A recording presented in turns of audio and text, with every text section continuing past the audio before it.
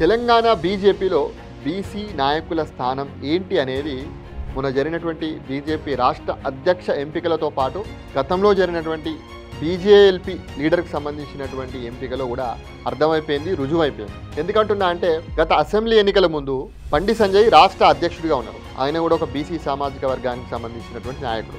ఆయనను తీసేసి ఒక రెడ్డి సామాజిక వర్గానికి సంబంధించినటువంటి నాయకుడిని కిషన్ రెడ్డి రాష్ట్ర అధ్యక్షుడిగా పెట్టి ఆ ఎన్నికల్లో ఏం చేసిందంటే బీజేపీ బీసీ సీఎం అనే నినాదంతో ఎన్నికల్లో పోయింది. మేము అధికారంలోకి వస్తే మా పార్టీ మెజార్టీ స్థానాల్లో గెలిస్తే మేము బీసీని ముఖ్యమంత్రి చేస్తాము అని చెప్పేసి ఒక వెర్షన్ని ప్రజల్లోకి తీసుకెళ్ళింది. ప్రధాని మోడీ, అమిత్ షా, నడ్డా, కిషన్ రెడ్డి, తెలుగు రాష్ట్రాల్లోని చాలామంది నేతలు, తెలంగాణలోని చాలామంది నేతలు వీళ్ళంతా కూడా బీసీని సీఎం చేస్తామని చెప్పేసి పెద్ద ఎత్తున ప్రచారం చేస్తున్నారు. బీసీ సీఎం అని చెప్పేసి మాట్లాడారు. బీఆర్ఎస్ పార్టీ గెలిస్తే ఒక వెలమ సామాజిక వర్గానికి సంబంధించినటువంటి నాయకుడు ముఖ్యమంత్రి అవుతారు. కాంగ్రెస్ పార్టీ గెలిస్తే ఒక రెడ్డి సామాజిక వర్గానికి సంబంధించిన నాయకుడు ముఖ్యమంత్రి అవుతారు. కానీ బీజేపీ గెలిస్తే ఒక బీసీ సామాజిక వర్గానికి సంబంధించిన వ్యక్తిని మేము ముఖ్యమంత్రి చేస్తామని చెప్పేసి ఒక బీసీ నినాదాన్ని పెద్ద ఎత్తున బీజేపీ ప్రచారం చేసుకుంది. కాకపోతే అంతకంటే ముందే బీజేపీ ఒక బీసీ ఉన్నటువంటి రాష్ట్ర అధ్యక్షుడిని, పార్టీని పెద్ద ఎత్తున ఒక ఊపు తీసుకొచ్చినటువంటి బండి సంజయ్ని తొలగించి రెడ్డి సామాజిక వర్గానికి సంబంధించినటువంటి ఒక వ్యక్తిని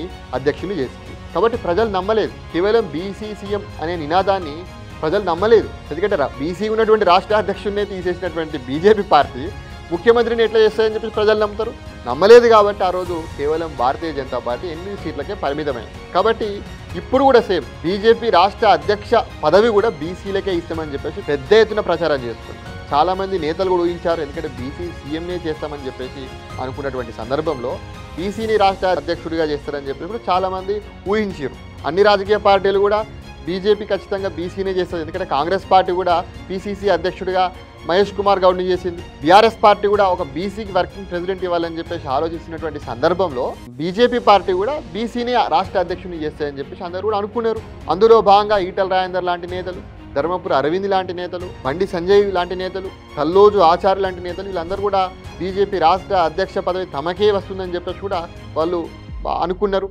వాళ్ళు ప్రయత్నాలు కూడా చేయడం జరిగింది. కాకపోతే ఉన్న ఫలంగా ఎవరు కూడా ఊహించినటువంటి రీతిలో ప్రజల్లో పెద్దగా తెలియనటువంటి వ్యక్తిని, పార్టీలో సీనియర్గా ఉన్నటువంటి రామచంద్రరావుని బీజేపీ రాష్ట్ర అధ్యక్ష పదవికి ఈ బీజేపీ అధిష్టానం ఎంపిక చేసింది. మరి బీజేపీ గత అసెంబ్లీ ఎన్నికల్లో బీసీ సీఎం అని చెప్పేసి పెద్ద ఎత్తున ప్రచారం చేస్తుంది.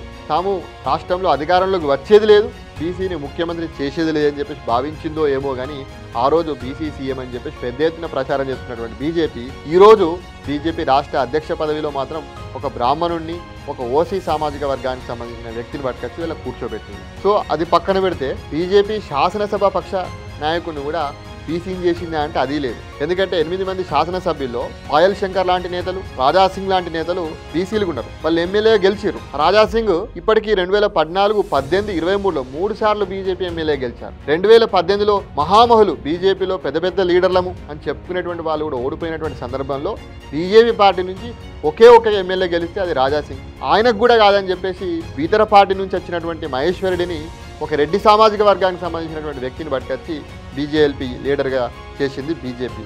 సో ఇవన్నీ పరిణామాలతోటి అసలు భారతీయ జనతా పార్టీలో బీసీలకు న్యాయం జరుగుతుందా? నిజంగానే బీసీలకు భారతీయ జనతా పార్టీ చెవిలో పువ్వు పెడుతుందా? ఎందుకంటే తాము అధికారంలోకి వచ్చేది లేదు, ముఖ్యమంత్రి చేసేది లేదు. కాబట్టి ఏదో బీసీ నినాదాన్ని పెట్టుకొని ఎట్లాగో బీఆర్ఎస్ పార్టీ బీసీ నినాదాన్ని ఎత్తుకున్నది, ఇప్పుడు కాంగ్రెస్ పార్టీ బీసీ కులగనని అంటుంది, బీసీని పీసీసీ ప్రెసిడెంట్ చేసింది. కాబట్టి మేము కూడా బీసీ నినాదాన్ని ఎత్తుకుంటే రాజకీయంగా లాభపడతాము, అధికారంలోకి వస్తాము, కనీసం అధికారంలోకి రావడం పక్కన పెడితే కనీసం ఓట్ షేర్ అన్న పెరుగుతుంది కదా అని చెప్పేసి బీసీ నినాదాన్ని ఎత్తుకున్నది అనేది ప్రస్తుతం రాజకీయ వర్గాల్లో ఈ యొక్క చర్చ అయితే నడుస్తుంది. సరే, ఇవన్నీ పక్కన పెడితే బీజేపీ రాష్ట్ర అధ్యక్ష ఎంపిక విషయంలో బీసీ నేతలు చాలామంది కూడా పోటీలు ఉన్నప్పుడు కూడా ఈటల రాజేందర్ లాంటి నేతలు ఎంతో ఆశలు పెట్టుకున్నటువంటి సందర్భంలో రామచంద్రరావుని రాష్ట్ర అధ్యక్ష పదవికి ఎంపిక చేసింది. ఆయన ఒక్కంతోటే నామినేషన్ వేయించింది. అయితే నామినేషన్ వేయడానికి ఒక బీసీ ఎమ్మెల్యే అయినటువంటి రాజాసింగ్ నామినేషన్ వేయడానికి వస్తే తనని అడ్డుకున్నారు. అంటే బీసీలు రాష్ట్ర అధ్యక్ష పదవికే కాదు, బీజేపీలో కనీసం బీజేఎల్పీ లీడర్గా కాదు, బీసీ ముఖ్యమంత్రికి కాదు, కనీసం బీసీలు రాష్ట్ర అధ్యక్ష పదవికి నామినేషన్ వేయడానికి కూడా పనికిరారా అనేటువంటి ఒక చర్చ అయితే సాగుతుంది.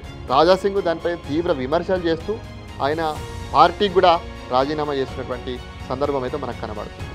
రాజాసింగ్ చాలా బాహాటంగా చెప్పినప్పుడు కూడా చాలామంది బీసీ నేతలు కూడా ఈ యొక్క అంశం ఈ యొక్క ఏదైతే బీసీలకు అన్యాయం జరుగుతుందనేటువంటి ఏదైతే బీజేపీ పార్టీలో జరుగుతుంది బీసీలకు అన్యాయం అని చెప్పేసి కూడా చాలామంది బీసీ నేతలు పెదవి వీరుస్తున్నారు, లోలోపన మదన పడుతున్నారు అనేది ప్రస్తుతం అయితే ఇది ఒక చర్చ అయితే నడుస్తుంది. చాలామంది కూడా భారతీయ జనతా పార్టీకి సంబంధించినటువంటి బీసీ నేతలు కొంత అసంతృప్తిలో ఉన్నారని చెప్పేసి కూడా తమ అనుచరుల్లో తమ సన్నిహితులతో కూడా ఈ యొక్క చర్చ అయితే సాగుతుంది.